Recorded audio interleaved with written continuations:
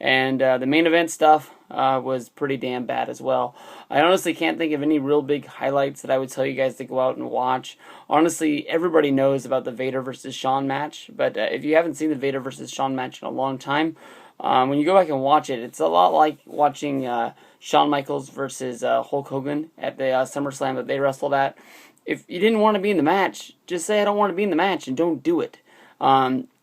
It's very obvious that Shawn does not want to work with Vader, and you almost go into this match like they make it very, very obvious that Vader is the heel and Shawn Michaels is the babyface, and that you want to be rooting for him. But by the end of the match, if you were to watch it today, you'd just be feeling bad for Vader and just wishing like he just squashed Shawn Michaels out of the middle of nowhere. You know he's big enough and he's bad enough to do it. If he must have enough, he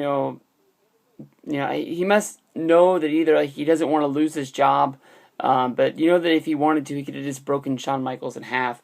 I did watch this on the SummerSlam Anthology set. This is the Volume 2, 93 to 97 is how I got this out of there. I don't have the VHS or anything like that.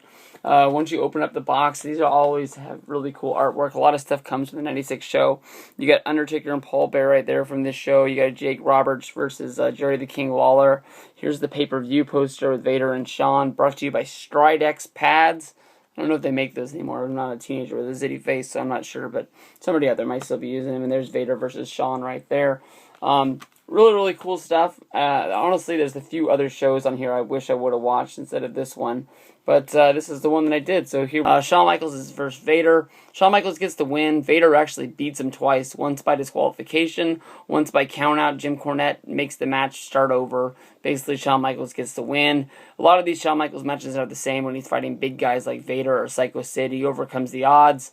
He has to do the high flying and all that jazz. Like I said, I think this is on the High Flyers DVD, which sucks.